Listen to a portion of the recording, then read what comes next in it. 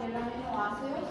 En algunos casos, estos productos pueden ser hormonas, como por ejemplo la melatonina, o puede ser un neurotransmisor como GABA, el ácido gamma aminobutírico es derivado de aminoácidos, o puede ser, por ejemplo, una molécula alergénica o estimuladora de nuestro sistema inmune, como en el caso de la histamina, las moléculas de histamina. Entonces, hay diferentes orígenes posibles porque podemos tener diferentes aminoácidos que van a dar lugar a diferentes productos. O podemos utilizar un mismo aminoácido que puede dar lugar a productos diferentes, como el caso de la glicina, por ejemplo, que ya vimos anteriormente, se puede usar en la biosíntesis del EN, pero hoy vamos a ver otro destino posible en nuestro organismo. Entonces, todos estos aminoácidos pueden cumplir bajo otra forma química diferentes funciones en nuestro organismo.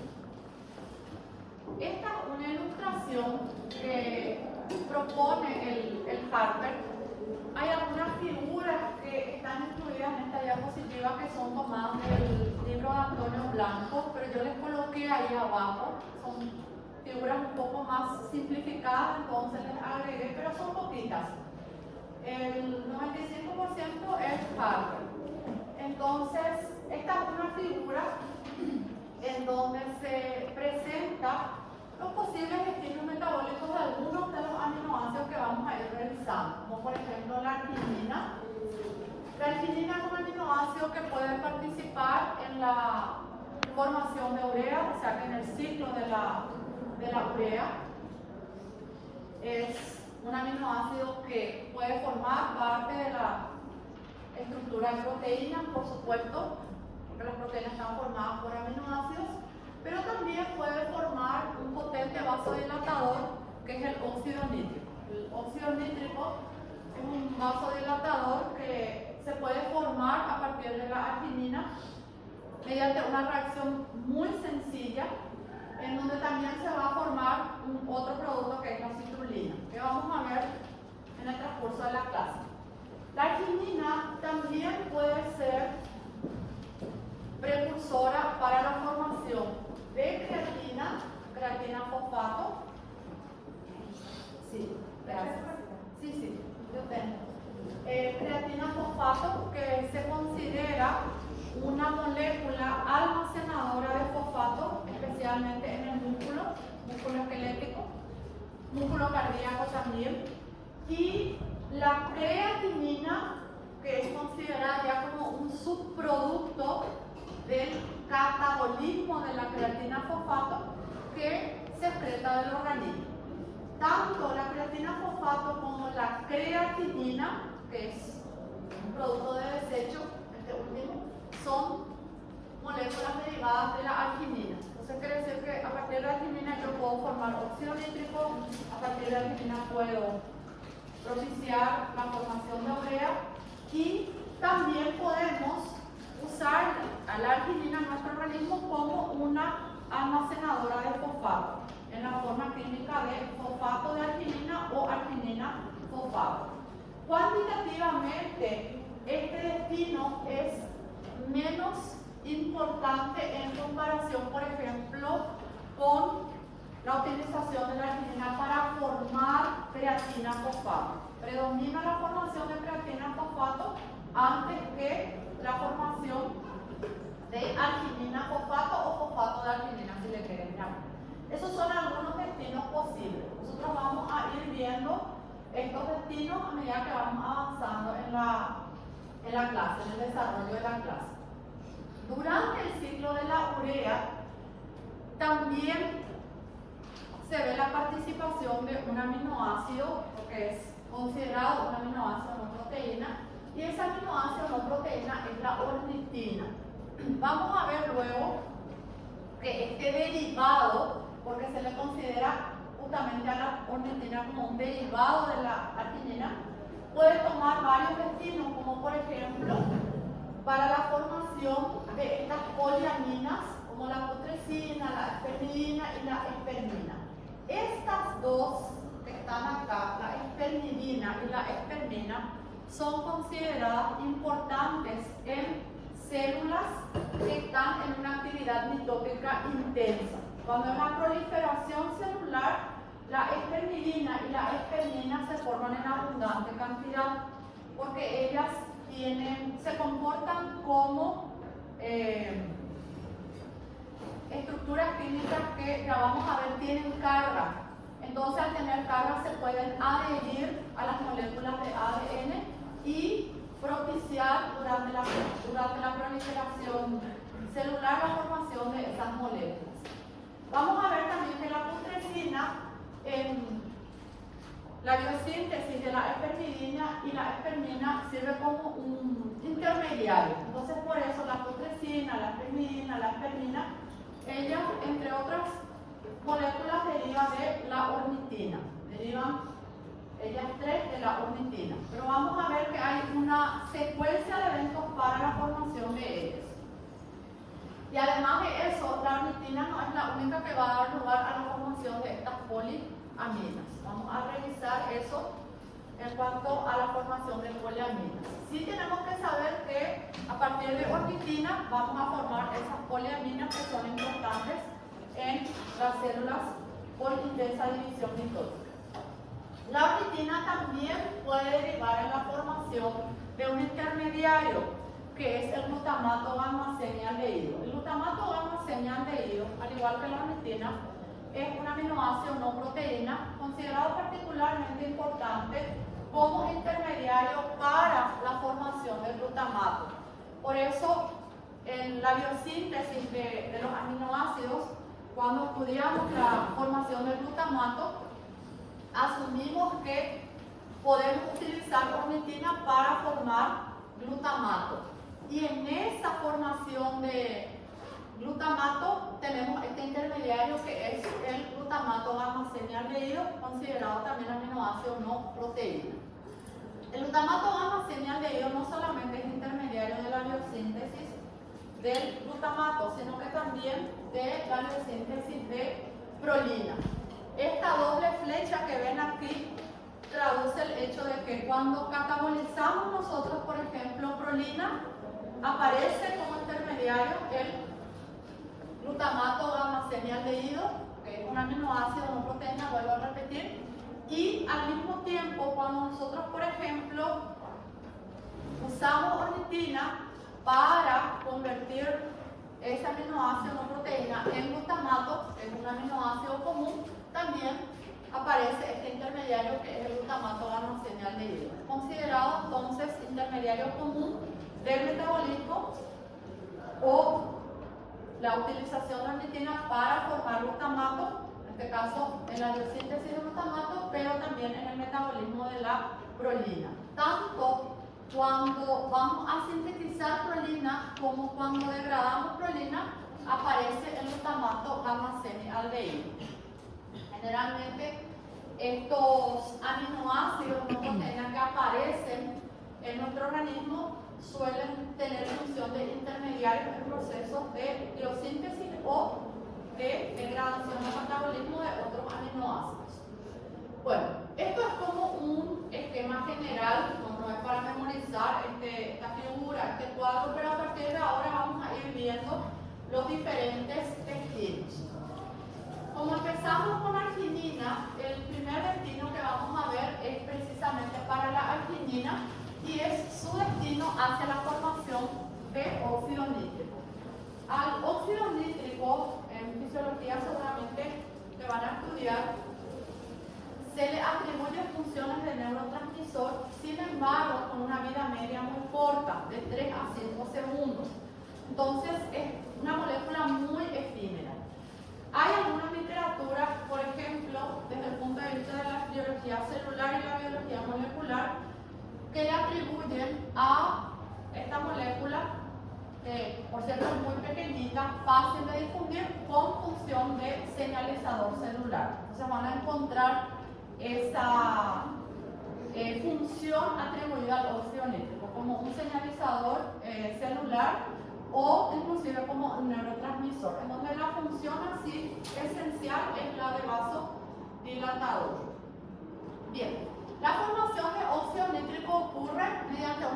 reacción sencilla en donde a partir de arginina nosotros vamos a formar citrulina y el óxido nítrico. Las siglas NO es de óxido nítrico, si quieren colocar ahí entre paréntesis. NO es óxido nítrico, o sea que es una sigla química, no es común usar así todo el nombre porque después ya van a encontrar NO. Generalmente aparece una vez designado así en la literatura y luego ya aparecen sus siglas de nombre clínico. Entonces a partir de la arginina se genera citrulina y óxido nítrico. Y esta reacción es catalizada por una enzima que se llama óxido nítrico sintasa. Hace unos años se desconocía que de esta enzima hay varias isoformas. Actualmente se han identificado 3 isoformas. Una isoforma que se llama E. En algunas literaturas van a encontrar NOS con un 1 romano, que equivale a esta, E o un 1 romano. De esta manera, si ven esto así, NOS1, entonces se refiere a la enzima óxido nítrico sintasa de células endoteliales. La otra isoforma es la de macrófagos y lleva la letra I, viene de inducible. Esta enzima activa su función, o sea que ella trabaja formando el óxido nítrico en los macrófagos solamente cuando hay respuesta inflamatoria o hay una respuesta inmune de por medio. Tiene que haber una respuesta inflamatoria. Si no hay activación de los macrófagos, entonces esta enzima no trabaja. Ella necesita una activación y esa activación entonces va a derivar de algún agente que puede ser, por ejemplo, un patógeno que estimula la respuesta en el macrófago. Entonces por eso decimos que óxido nítrico sintasa y o inducible o de tipo 2 romano es entonces de respuesta inflamatoria. Y por último tenemos la enzima óxido nítrico sintasa también presente en neuronas.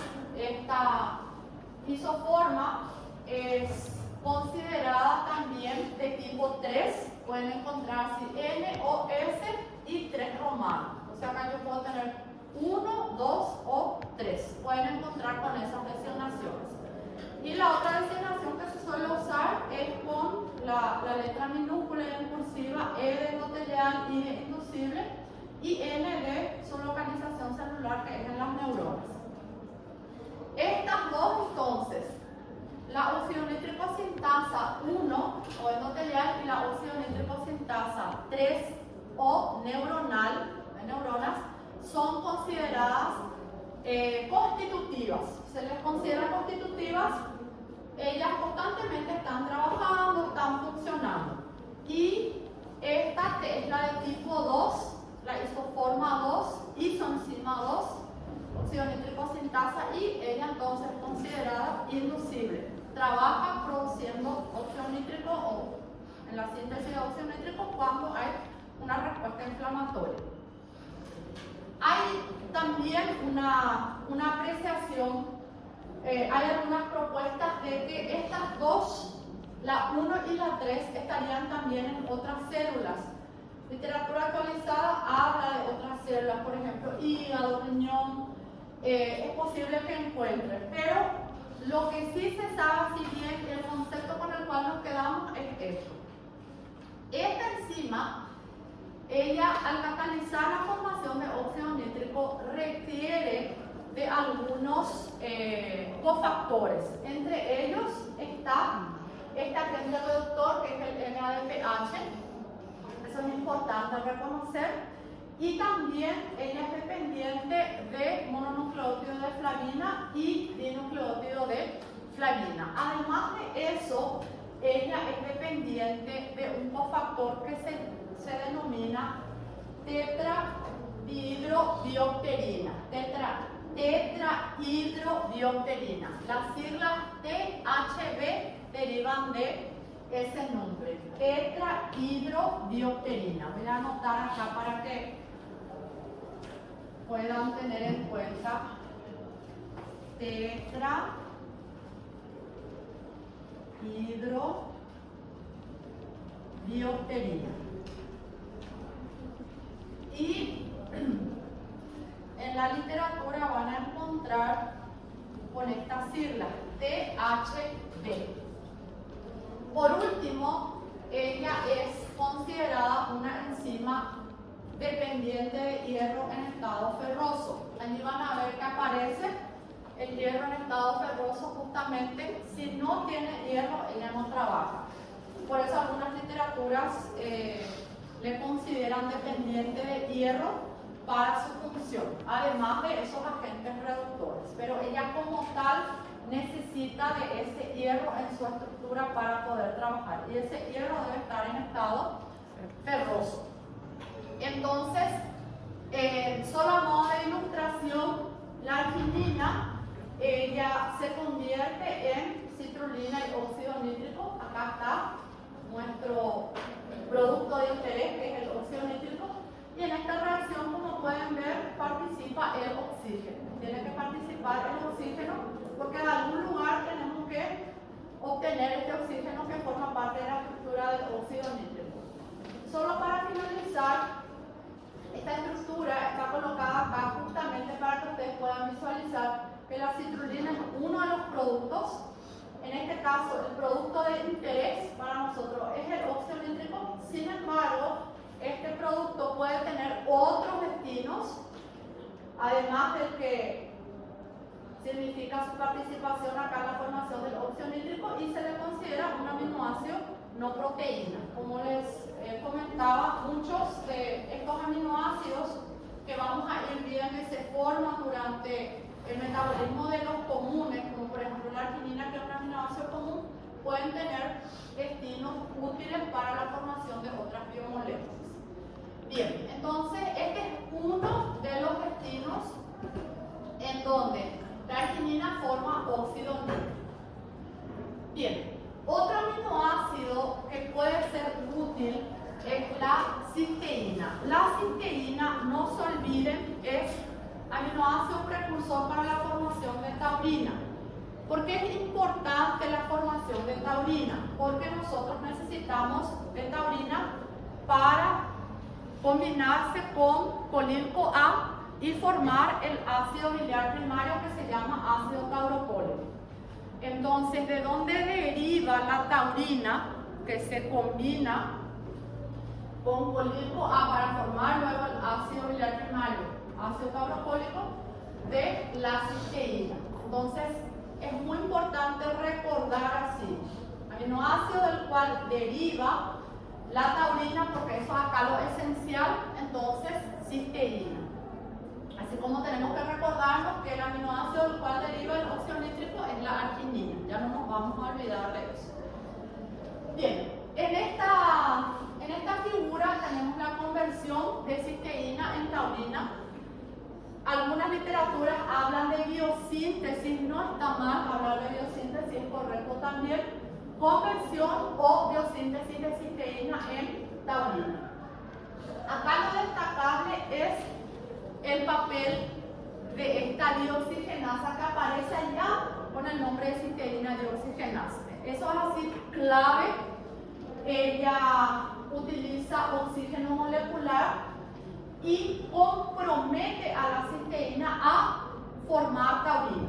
O sea que si yo, por ejemplo, tuviera otra enzima trabajando sobre esa cisteína, un otro destino, entonces le desviaría hacia otro destino posible. Entonces, cuando la cisteína dioxigenasa incorpora ese oxígeno, le transforma, le convierte a la cisteína en una forma química que se va a dirigir o se va a destinar hacia la formación de taurina. Entonces, si se fijan allá, la cisteína dioxigenasa, ella puede tanto usar NADH como NADPH, y ella es dependiente también de hierro. Una vez que actúa la dioxigenasa, se va a formar el sulfinato de cisteína y luego ocurre una descarboxilación. Una vez que se produce esa descarboxilación, está casi lista nuestra molécula vamos a tener hipotaurina, y después una deshidrogenasa le convierte en taurina. Entonces, ¿qué es lo que me tengo que recordar de acá? Punto 1, aminoácido del cual deriva la taurina. Y en otro momento tengo que recordarme que la dioxigenasa, al hacer la catálisis con la incorporación, la modificación en este caso del grupo tiol, que está pintadito acá, a esto se le llama grupo tiol o sulfidrilo. Acá voy a marcar esto, grupo tiol o sulfidrilo. Entonces, en otras palabras, lo que hace es reducir este grupo tiol. Acá ya está con la incorporación del oxígeno y formar el sulfinato de cisteína. Una vez que yo tengo ese sulfinato de cisteína, entonces va a seguir hacia la formación de taurina, porque yo en la taurina necesito de este grupo sulfato. Entonces, para comprometer la bicisteína, tengo que convertir ese grupo químico tiol en ese grupo llamado sulfinato, y por eso el nombre sulfinato de cisteína. Acá primero está como sulfinato, después ocurre la descarboxilación y finalmente una reacción de deshidrogenación. Acá se vuelve a recuperar NADH, perdón. Acá sí se usa NADPH. Entonces, repasando, ¿qué tenemos que saber de acá? Aminoácido del cual deriva la taurina, que la primera reacción es catalizada por una dioxigenasa para incorporar oxígeno. Puede usar indistintamente NADH o NADPH. Y voy a tener sucesivamente dos reacciones. La segunda, en este caso, que va a suceder después de la actividad de la dioxigenasa, va a ser una descarboxilación y, por último, una oxidorreducción. Ahí termina. Entonces, tengo una oxidorreducción y ahí ya está lista mi taurina. Entonces, saber eso básicamente. No es necesario memorizar todos los nombres de esas enzimas. La primera sí tenemos que saber, es la que le da el oxígeno a la cisteína, entonces ella ya va a seguir hacia la formación de taurina. Después saber cuáles son las reacciones sucesivas. Se descarboxila y después oxidorreducción. Ya está lista la molécula de taurina. Bueno, este es uno de los destinos de la cisteína. Entonces, podemos usar para formar taurina. Bueno, acá tenemos otro aminoácido. Vamos a ver, tengo todos los aminoácidos y empezamos con los destinos así que tienen simplicidad en sus procesos, en sus reacciones. Esta es la histidina. La histidina es precursora de histamina. Eso también no olvidarse. Precursora de histamina. La histamina va a quedar almacenada en generalmente queda almacenada, puede ser sintetizada y almacenada en las células cebadas. Entonces, cuando hay, por ejemplo, un estímulo, una reacción inmunitaria, estas células cebadas pueden liberar la histamina y la histamina entonces puede circular en el plasma. Inclusive la histamina puede llegar a ser captada por las plaquetas y participar en la hemostasia sanguínea. Bien, pero eso a modo de comentario. La histidina, ella se convierte en histamina. Si ustedes se fijan, van a notar que acá ocurre una descarboxilación, por eso el nombre de la enzima es justamente histidina descarboxilasa. Y un dato importante es que esta descarboxilasa es dependiente de un cofactor que es el PLP, piridoxalfosfato. Anoten por ahí, PLP quiere decir piridoxalfosfato. El piridoxalfosfato suele ser cofactor de varias clases de enzimas, por ejemplo, las transaminasas, las descarboxilasas, como la histidina descarboxilasa, inclusive participa en el metabolismo del glucógeno. Entonces se recuerda que participa en el metabolismo del glucógeno también. Entonces, acá es muy importante el papel de este cofactor, porque durante el proceso se va a formar un intermediario que queda unido, se forma una molécula intermediaria que queda unida al piridoxal-fosfato. Entonces, si yo no tengo ese piridoxal-fosfato, entonces la descarboxilasa, la histidina descarboxilasa no va a trabajar. Entonces, de acá que es importante saber que la histidina es precursora de la histamina. Y es fácil recordar porque tiene nombre casi parecido. Entonces, la histamina se forma por descarboxilación de la histidina. Bueno, hay otros derivados de la histidina. Generalmente, en nuestro organismo hay varias rutas minoritarias. ¿Eso qué quiere decir? Que son menos frecuentes o cuantitativamente menos importantes con respecto a otras. A partir de la histidina nosotros podemos formar otros compuestos. Esto sí vamos a revisar así como derivados de la histidina, nada más no vamos a estudiar así los diferentes procesos, mismo porque hay algunos procesos que no están bien dilucidados y hay ciertas propuestas con relación a las enzimas. Entonces, de acá les presento que a partir de la histidina nosotros podemos formar estas moléculas, como la ergotioneína, la anserina, la homocarnosina y la carnosina. Si tienen alguna curiosidad pueden leer al respecto, pueden rebuscarse, pero no es necesario leer sobre los procesos que conducen a la formación de estos derivados. Sí tenemos que saber lo que vimos anteriormente, que a partir de la histidina podemos formar histamina. Eso como modelo importante, como modelo bioquímico del destino de la histidina, la molécula de histidina, pero que además de eso, a partir de la histidina podemos formar estos derivados. Entonces, todo lo que ven pintadito, así como dicen cajas de colores, que ven allí, están pintaditos así, son componentes que no derivan de la estructura de la histidina. Quiere decir que en el proceso de formación de estos derivados participan también otras moléculas. Esta área que ven acá, así, no pintada, no sombreada, es la porción o el componente que deriva de la histidina. Y particularmente la primera molécula que está allá, la ergotioneína, en donde ven un grupo sulfidrilo, hasta un grupo sulfidrilo o tirol.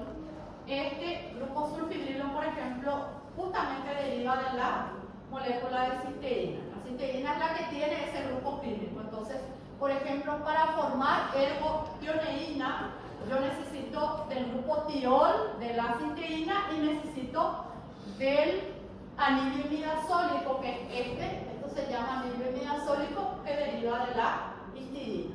Entonces, de aquí, ¿qué tenemos que saber? Derivados de histidina, que son la ergotioneína, la anserina, la carnosina, la homocarnosina. Detalles del proceso de formación, no, nuestro modelo que vamos a tomar como modelo esencial, como modelo bioquímico, entonces va a ser la descarboxilación de histidina para formar histamina, ¿sí? Imposible ver todos los modelos. Imagínense que hay muchísimas moléculas y además de eso hay hormonas que formamos a partir de aminoácidos. Pero eso no vamos a ver hoy, vamos a ver la próxima clase. Bueno, entonces de acá saber que, por ejemplo, la homocarnosina deriva de la histidina, la ergotioneína deriva de la histidina. Eso es lo esencial acá. Bueno, tenemos también una molécula que es la S-adenosilmetionina, que en la literatura van a encontrar con las siglas ADOMET,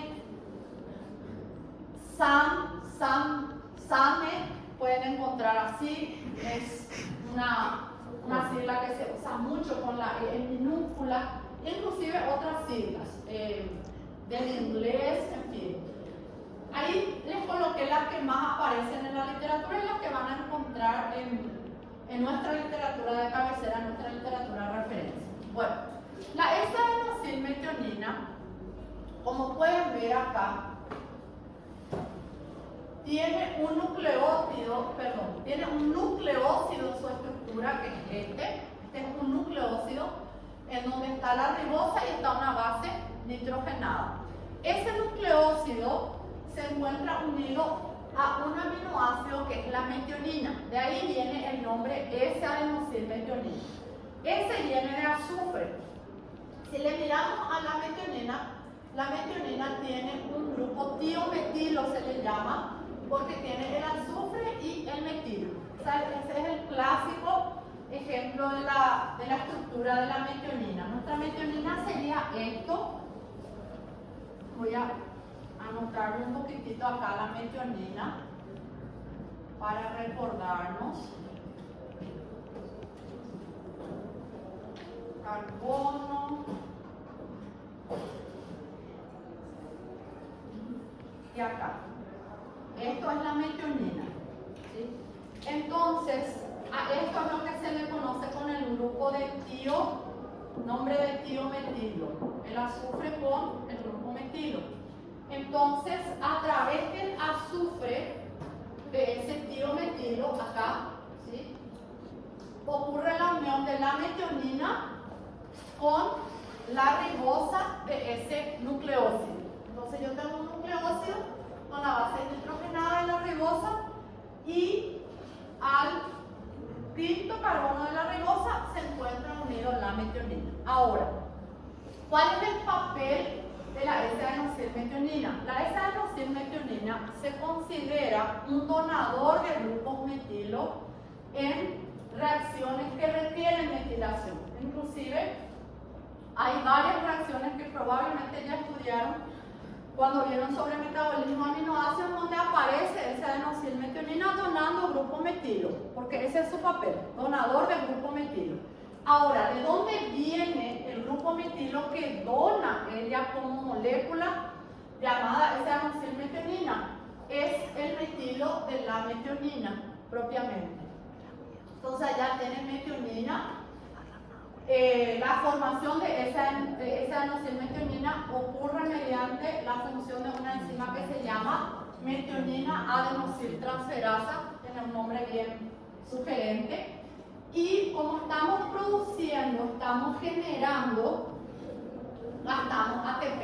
Entonces, a partir de metionina y ATP junto con agua, nosotros generamos ese adenosilmetionina. Entonces, esa adenosilmetionina, como su nombre lo indica, y difícil es olvidar, deriva de la metionina. Su papel es actuar como donador del grupo metilo en reacciones de metilación. Ese grupo metilo es derivado de la estructura de la metionina propiamente, y la fracción nucleosídica, adenina y ribosa, derivan del ATP. Por eso es que participa el ATP no solamente aportando energía de los enlaces que se rompen, sino que también aportando el componente nucleosídico. Entonces, esa adenosilmetionina no solamente es un donador de metilo, sino que podemos decir que es derivado de ATP y metionina. Esencialmente es uno de los destinos metabólicos del aminoácido esencial metionina. Esta enzima, metionina adenosiltransferasa, también se fue estudiando, se fue revisando sobre ella y se encontró que había isoenzimas. En la actualidad se conocen 3 isoenzimas. Van a encontrar con estas siglas MAD1, MAD2, MAD10, que quiere decir metionina adenosiltransferasa, se refiere a esas siglas. Y estas isoenzimas, ellas tienen la particularidad de presentar diferencias en la afinidad con su sustrato, o hacia su sustrato, que es la metionina, pero la principal diferencia está dada por el hecho de su localización. MAD1 y MAD3 se identificaron en el hígado, y MAD2 se identificó en tejidos no hepáticos. Hay identificación en músculo, identificación en riñón, inclusive en células nerviosas. Entonces, todo lo que no es, hasta ahora por lo menos MAD2 no se identificó en hígado. Por eso se le considera una isoenzima o una isoforma no hepática. Por eso algunas literaturas le llaman MAP2 no hepática. Justamente porque hasta ahora no se encontró en el tejido hepático. Entonces MAP1 y MAP3 de hígado y MAP2 en tejidos distintos al hígado. Ahora bien, vamos a ver que la S-adenosine-metionina no solamente participa en reacciones de metilación, que como les recordé, muy probablemente cuando hablamos de metabolismo aminoácido que vimos su participación en algunas reacciones en donde se necesitó donar un grupo metilo y S-adenosine-metionina participa donando ese grupo metilo que es derivado nada más sino del grupo tiometilo del aminoácido metionina. Esa adenosine-metionina también es necesario para la formación de poliaminas. Cuando les presenté ese cuadro, esa figura del Harper, la propuesta del Harper, les comenté que hay poliaminas que formamos en nuestro organismo que tienen papel importante en la proliferación celular, en células con actividad mitótica intensa, y habíamos citado la putrescina, la aspermidina, la aspermina. Esas son poliaminas. Para formar estas poliaminas nosotros también usamos esa adenosine-metionina. Ese es uno de los destinos posibles. O sea que yo voy a formar esa adenosine-metionina y además de usar a esa adenosine-metionina como donador de metilo en ciertas reacciones del metabolismo de los propios aminoácidos, también es considerada una molécula precursora para la formación de poliaminas. Bien, antes de estudiar la biosíntesis de poliaminas, quiero que miren acá esta ilustración. Esta figura está tomada del libro de Blanco, es solamente a efectos de que le miren. Quiero que comparen un poco, son muy parecidas. Y el término poliaminas se refiere al hecho de que tiene varios grupos aminos. De ahí viene el término poliaminas, que tiene varios grupos aminos. Y como les conté, estas poliaminas son clasificadas como moléculas policatiónicas por la carga positiva que son justamente atribuidas, cargas positivas que son atribuidas a los diferentes grupos aminos, entonces le confiere esa carga positiva a ellas. Entonces por eso se les estudia como policationes. Poliaminas que son moléculas policationes, tienen carga positiva. Bien, entonces la espermidina y la espermina son poliaminas y vamos a ver que ambas para su formación necesitan de la S-adenosine-metionina, que recién vimos ya cómo se forma, pero también necesita de un otro aminoácido que ya vimos recientemente y es la ornitina. ¿Se acuerdan que vimos en la figura y les dije la ornitina va a participar? Eso es el teléfono. Afuera es una mochila de algo. ¿De quién es? Un timbre. Pensé que estaba sonando ahí porque hice una mochila. Bueno, entonces esta adenosine-metionina que ya formamos antes, ya sabemos que necesitamos de esa adenosine-transferasa o adenosine-transferasa para formar, pero también necesitamos de la ornitina. Como les dije en el panorama general, vimos que la ornitina estaba allí en un eje, como un punto de convergencia con otros productos relacionados. Entonces, la ornitina y esa adenosine-metionina son consideradas moléculas precursoras para la formación de estas poliaminas.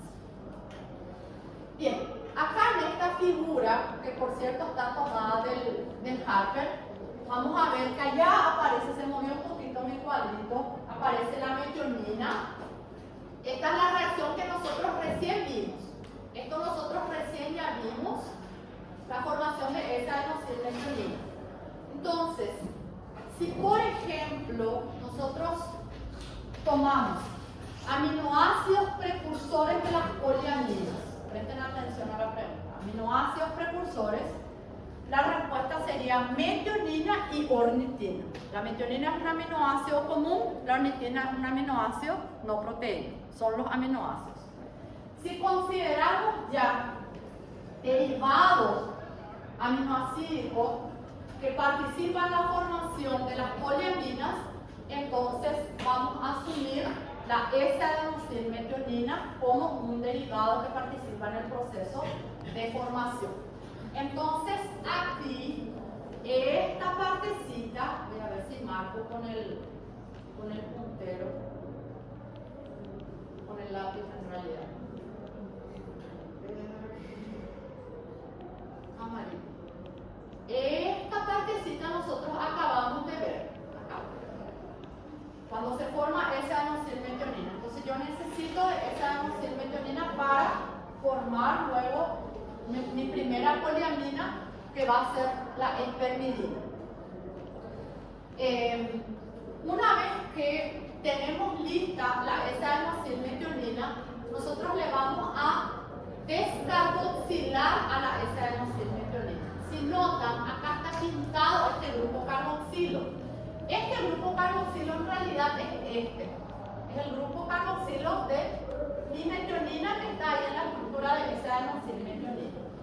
Entonces, va a ocurrir una descarboxilación. Acá ven que se descarboxiló. Esa adenosín-metionina descarboxilasa es la que va a hacer el trabajo. Las descarboxilasas son las que quitan el CO2. Y mi S-adenosín-metionina, una vez descarboxilada, se va a convertir entonces en S-adenosín-metionina descarboxilada. No tiene un nombre así muy elaborado. Se le llama S-adenosín-metionina descarboxilada o Adomet descarboxilada.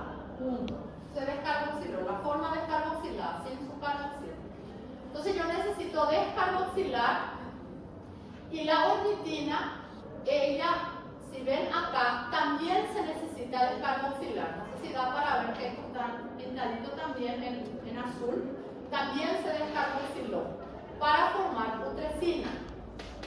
La putresina también es considerada una poliamina, pero su papel no está dilucidado con relación a función en la proliferación, el crecimiento celular, como en el caso de la espermidina y la espermina. Entonces, por eso a la putrescina se le estudia como una poliamina, tiene dos aminos ahí, pero ya no tiene un papel directo en el proceso de proliferación celular, sino que ella es un intermediario. La putrescina es considerado un componente del metabolismo de las poliaminas, intermediario para la formación de la espermidina y la espermina. Directamente ella no tiene una función atribuida como la espermidina y la espermina. Bueno, entonces yo necesito descarboxilar esa adenosín-metionina, descarboxilar ornitina. Una vez que descarboxilo ambos, voy a obtener putrescina a partir de ornitina y S-adenosín-metionina descarboxilada a partir de S-adenosín-metionina. Para la redundancia, parecen nombres parecidos, lo único que le agregamos es descarboxilada. Entonces, una vez que tenemos la putrescina y la S-adenosín-metionina descarboxilada, una enzima cuyo nombre es bien sugerente, espermidina sintasa, se va a encargar de formar la espermidina. Si se fijan acá, ¿qué pasa? Noten que esta parte nucleosídica removida se libera como metil-tioadenosina. Esto se liberó.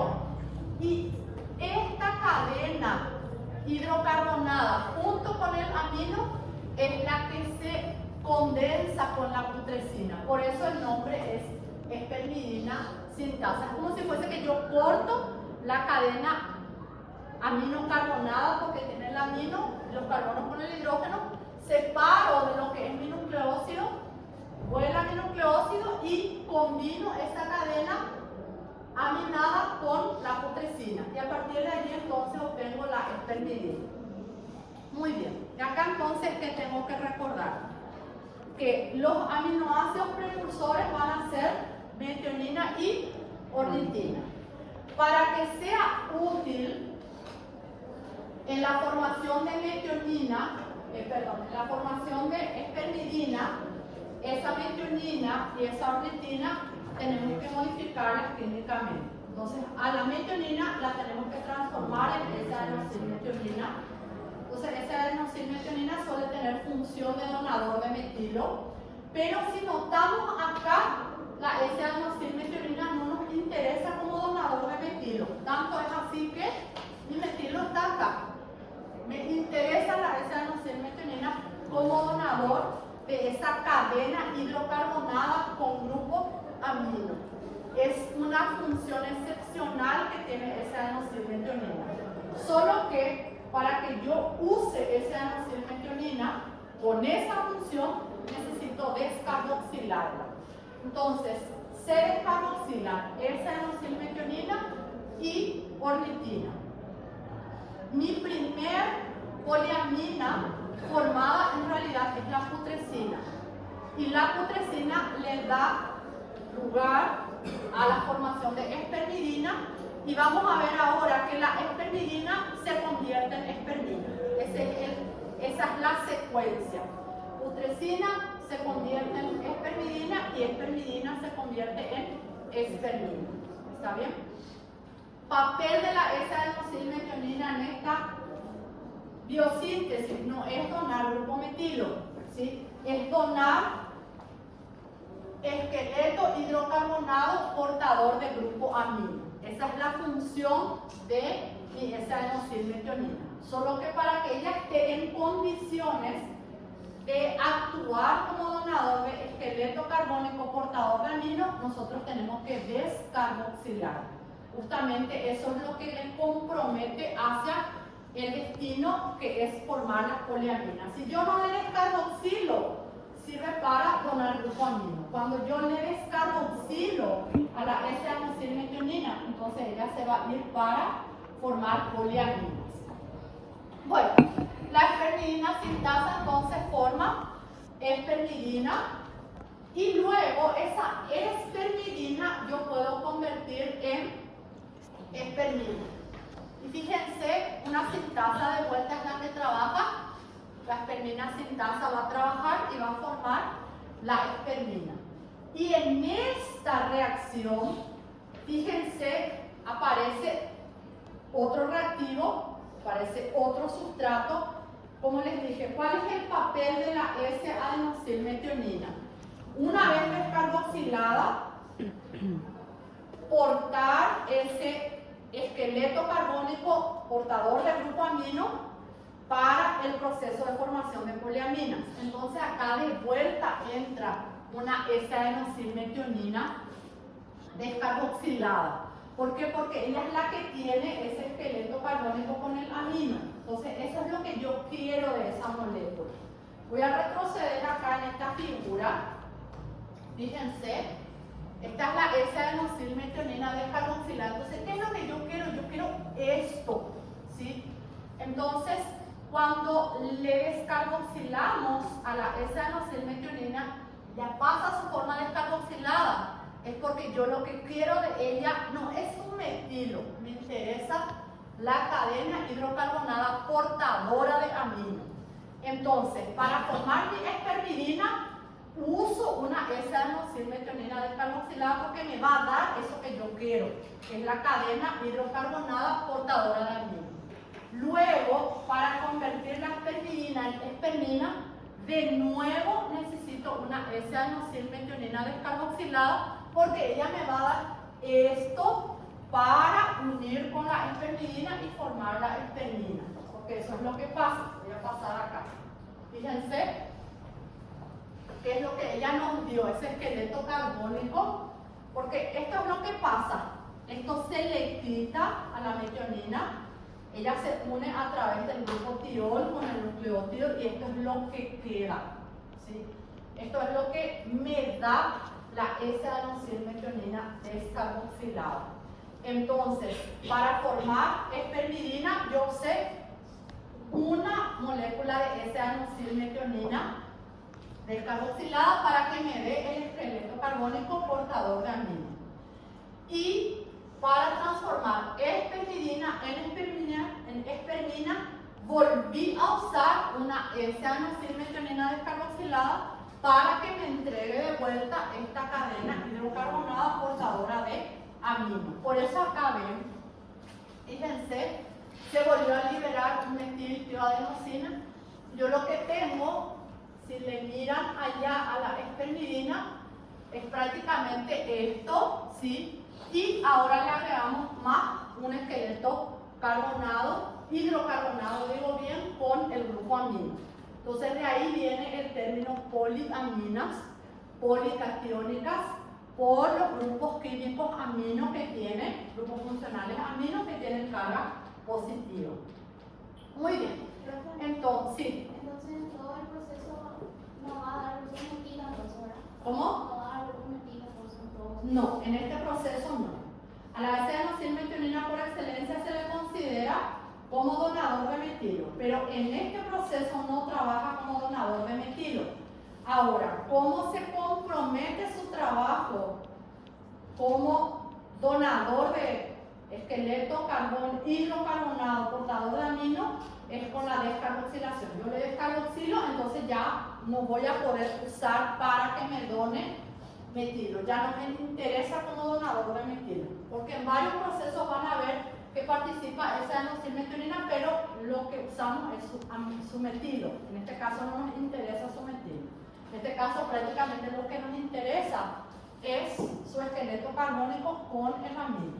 ¿Está bien? Por eso cuando se libera como subproducto, se libera metiltioadenosina. Se fue acá el metilo. No usamos el metilo. ¿Está? Entonces, para que podamos usar la S-adenosylmetionina hacia la formación de poliaminas, tenemos que descarboxilar. Si le descarboxilamos, entonces se va hacia la formación de poliaminas. La primera poliamina que se forma, voy a pasar un poco acá, hay una poliamina que se puede formar allá que ya es la putrescina, directamente a partir de ornitina, pero la putrescina sola a mí no me sirve, no tiene funciones atribuidas así específicas en cuanto a proliferación, crecimiento celular. Sencillamente es un intermediario que me va a servir para formar la que me interesa, que es la espermidina. Entonces la espermidina se puede formar y ella le puede dar lugar a la formación de espermina. Espermidina se puede transformar en espermina. Bueno, en este punto hay una particularidad en cuanto a la degradación. Nosotros acá vamos a revisar también la degradación, uno de los pocos modelos en donde vamos a revisar degradación también. Bueno, ¿y por qué? Porque yo puedo degradar espermina, fíjense, la degradación de las poliaminas da lugar a dos productos finales importantes. Estos dos productos finales son el CO2 y el ion amonio. CO2 e ion amonio. Yo degrado espermidina, yo degrado espermina, tengo que obtener estos dos productos finales, CO2 e ion amonio. La obtención de estos productos finales se da mediante la actividad sucesiva de una enzima que se llama poliamina oxidasa, cuya función involucra la formación de peróxido de hidrógeno.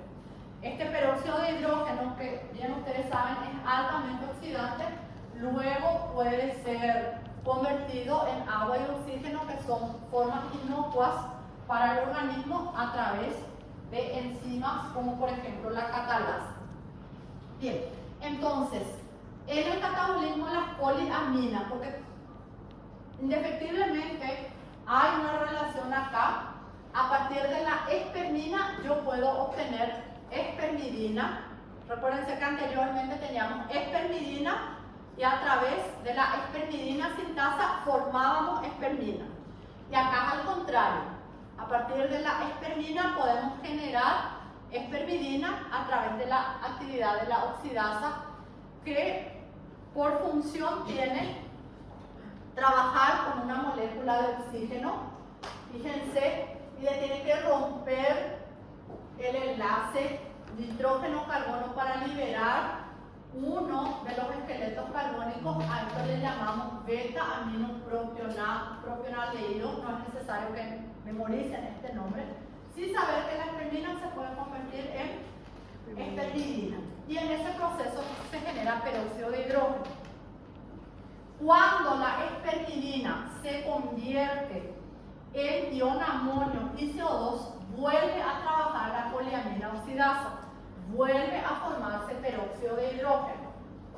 En el Harper, esto está todo en una sola figura. Yo lo que hice fue dividir. Entonces, a partir de la espermidina, la poliamina oxidasa vuelve a trabajar y se va a formar putrescina. Y mis productos finales, ion amonio y CO2. Entonces, en el catabolismo de las poliaminas, ¿qué es lo que tengo que saber? Tengo que saber los intermediarios que se forman. A partir entonces de mi espermina voy a formar espermidina. A partir de espermidina, que va a ser como el intermediario, voy a formar putrescina, y mis productos finales van a ser CO2 e ion amonio. Termina eso. Acción sucesiva de poliamina oxidasa con subproducto peróxido de hidrógeno. Eso es todo lo que hay que saber de acá. Ese nombre que aparece ahí de beta-aminopropionaldehído, que es el nombre de la cadena que se libera, no es necesario memorizar. Entonces, cuando degradamos, cuando catabolizamos estas poliaminas, prácticamente es como si fuese que volvemos otra vez para atrás. Entonces, mi espermina, que es la molécula larga, así con varios grupos aminos, convierto en espermidina. Mi espermidina convierto en putrescina, y mi putrescina en CO2 e ion amonio. Eso es lo que tengo que recordar.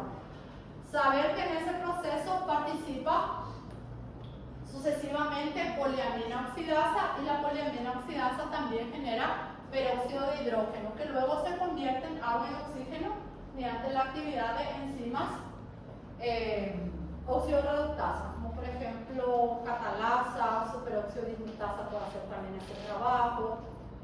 Entonces eso es lo esencial aquí.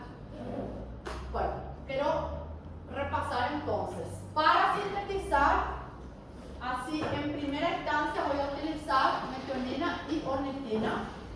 Para que la metionina pueda servir como aminoácido precursor de las poliaminas, le tengo que convertir en ese adenosina-metionina, y esta se tiene que descarboxilar. La descarboxilación de la ornitina me genera la primera poliamina, que es considerada poliamina intermediaria, la putrescina. Una vez que obtengo putrescina, una vez que obtengo esa adenosina-metionina descarboxilada, entonces a través de la actividad de la espermidina sintasa voy a generar espermidina, y a partir de la espermidina voy a generar espermina. Para formar espermina a partir de espermidina, nuevamente necesitaré de una S-adenosilmetionina descarboxilada, porque ella es la que me va a dar esa cadena hidrocarbonada aminada o portadora de amino para la construcción de mi poliamina. Bueno, nombre propio de esa cadena en realidad es beta-aminopropionaldehído, pero no es necesario que usen ese nombre. No le vamos a preguntar eso, no se pregunta eso en el examen, no se preocupen por eso. Sí, la secuencia de eventos, los eventos esenciales. Y en el catabolismo, como les dije, a partir de espermina vamos a degradar primero a espermidina, de espermidina a putrescina, de putrescina a CO2 y el ion amonio. Punto. Ahí termina. ¿Quién hace ese trabajo? Una oxidasa. Se forma peróxido de hidrógeno en el trayecto. Muy bien. Vamos a avanzar. Formación de GABA. GABA es un neurotransmisor. conocido también como ácido gamma-aminobutírico o gamma-aminobutírato. Esas designaciones se pueden encontrar en la literatura. Bueno, este neurotransmisor, esta molécula, es derivada de glutamato. Glutamato es entonces el precursor de GABA, es fácil de recordar porque tiene como el nombre parecido, glutamato, GABA. Entonces, la enzima también es dependiente del piridoxal-fosfato. Recuerda mucho lo que hace la histidina descarboxilasa para formar histamina, porque es algo parecido, ella también descarboxila. Y ella es dependiente del piridoxal-fosfato, al igual que la otra que vimos, para la formación del gamma-aminobutirato, que es nuestro neurotransmisor. Esencialmente, ¿qué es lo que hace esta enzima? Descarboxilar, ¿sí? Le quita el carboxilo. Acá van a ver, este es el carboxilo que se va, el alfa-carboxilo del glutamato, y ya obtengo gamma-aminobutirato. El gamma-aminobutirato entonces tiene función de neurotransmisor. En algunas literaturas van a encontrar el nombre de la enzima glutamato descarboxilasa. Sepan que es una descarboxilasa, le quita el CO2 y se forma GABA. El Harper trae una propuesta un poco más compleja para esta formación, porque muestra también los posibles orígenes del glutamato. ¿Se recuerdan que recién les dije que el glutamato gamma se me ha leído un intermediario que participa en la formación del glutamato, entonces presenta con todo eso? No se vayan por esas ramas. Glutamato se convierte en GABA por descarboxilación, y esa descarboxilación es dependiente de piridoxal-fosfato. Punto. ¿Está bien? Vamos a tratar de, como esta parte es un poco extensa, hay varios elementos, vamos a tratar de simplificar. Estoy tratando de simplificar así todos los puntos esenciales. Bueno, GABA entonces es un neurotransmisor cuyo precursor es glutamato. Esas son las preguntas que pueden surgir. Generalmente la profe, eso es lo que pregunta: ¿cuál es el aminoácido precursor de GABA? O ¿con qué aminoácido se relaciona el neurotransmisor GABA? O ¿cuál es el neurotransmisor que se forma a partir del glutamato? Entonces tienen que contestar que es GABA. Pero GABA no es el único neurotransmisor derivado de aminoácidos. Tenemos otro que es conocido con el nombre de 5-hidroxitriptamina, o comúnmente, así en el lenguaje más popular, más común, serotonina. Bien, acá les traje una esquemita. Esta es la propuesta que trae el Harper. El aminoácido precursor de serotonina, también es triptófano, ¿sí? Triptófano es nuestro aminoácido precursor. A la serotonina le van a encontrar con las siglas 5-HT, de esta forma, 5-HT. ¿Te parece que es permanente? ¿O no? No sé ahora que manche todo el pizarrón. Así con esas siglas, allá les puse 5-HT, quiere decir 5-hidroxitriptamina, ¿sí? Esta es la estructura. Acá le van a ver, esto es mi serotonina, ¿sí? Si ustedes ven, después pueden repasar la estructura del triptófano. El triptófano tiene este clásico anillo heterocíclico. Entonces, este anillo heterocíclico de la serotonina deriva de su aminoácido precursor, que es el triptófano. Bueno, nuestro triptófano puede tener inclusive otros destinos. En el caso de la formación de serotonina, que puede ocurrir, por supuesto, en tejido cerebral, y también se ha descrito en intestino, lo primero que tiene que ocurrir para que ese triptófano así quede comprometido para formar serotonina es la conversión de 5-hidroxitriptófano. Una enzima que se llama triptófano hidroxilasa es la que hace eso.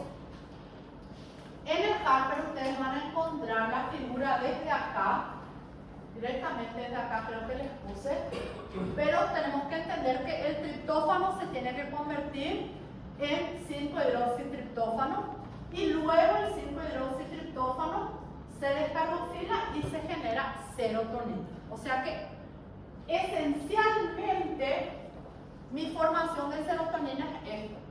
A partir de 5-hidroxitriptófano, formación de serotonina por descarboxilación. El nombre de la enzima 5-hidroxitriptófano descarboxilasa, también dependiente de PLP, y una vez que se forma el neurotransmisor, entonces está listo. Ahora, este neurotransmisor, vamos a suponer que esta reacción ocurre, se forma la serotonina y continúan las reacciones, suceden otras reacciones. Eso puede ocurrir en las células de la glándula pineal. Las células de la glándula pineal, cuando ocurre esto, la serotonina yo puedo seguir modificando para la formación de melatonina, que es lo que vamos a ver después. Entonces, para formar serotonina, mi aminoácido precursor es triptófano. ¿Qué tengo que hacer? Por actividad hidroxilasa, convertirle en 5-hidroxitriptófano, se descarboxila y se forma serotonina. Si miran así, por forma comparativa, es muy parecido a lo que vimos para la formación de GABA, solo que en el caso de GABA yo no necesité modificar el glutamato, directamente le descarboxilé. Acá, a partir del triptófano, tengo que preparar el triptófano para después descarboxilarle y formar la serotonina. Esa enzima que le prepara a la molécula, que por cierto le prepara al triptófano, ella está localizada en el hígado, es dependiente de oxígeno, en la reacción ella usa oxígeno y también tetrahidrobiopterina, las siglas THB que hace rato les conté, que quiere decir tetrahidrobiopterina. Entonces ella participa en el proceso de conversión de triptófano a 5-hidroxitriptófano. Bueno, hasta acá entonces yo ya obtengo la serotonina. En el organismo, la serotonina puede ser metabolizada para formar unos productos que se conjugan con moléculas polares para ser excretadas en la orina. Pero cuando este proceso está ocurriendo a nivel de las células de la glándula pineal, la serotonina tiene que convertirse en melatonina, que es considerada por muchos autores como una hormona.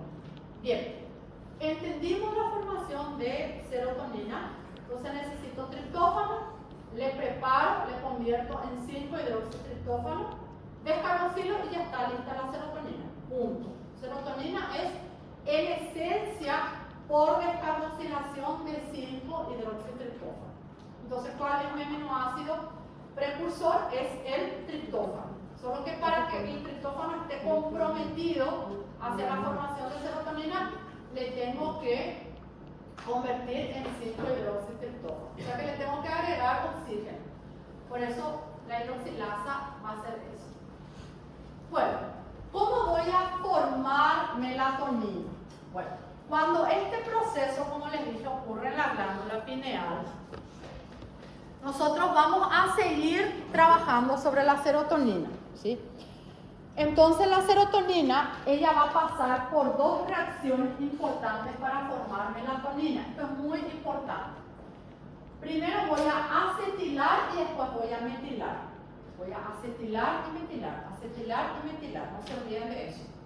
Una acetilación y metilación sucesiva. Nuestra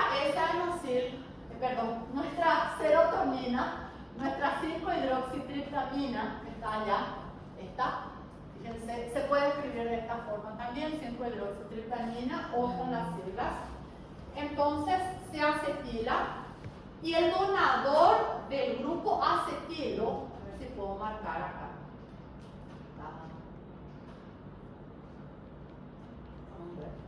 Acá está entonces la 5-hidroxitriptamina Y fíjense que acá se incorporó este grupo clínico. ¿Sí? Allá más arriba no teníamos ese grupo clínico. Ese grupo clínico que está ahí en verde es mi grupo acetilo. ¿De dónde deriva ese grupo acetilo? A pesar de que ahí no se muestra, un donador de acetilo que va a participar en la formación de ese derivado N-acetilserotonina es acetilcoenzima A. Ya vamos a ver una figura en donde sí se le ve acetilcoenzima A. Entonces acetilcoenzima A es mi donador de acetilo. Una vez que se acetiló, entonces tengo N-acetilserotonina. Se acetiló, el acetilo se unió al nitrógeno amino de mi serotonina. Seguidamente se metila. Si se fijan acá, van a encontrar, nosotros tenemos un hidroxilo, pero acá se incorporó un metilo. ¿Sí? Entonces se produce una metilación. Esta metilación sí deriva de S-adenosilmetionina. Una S-adenosilmetionina va a donar su grupo metilo para la formación de melatonina.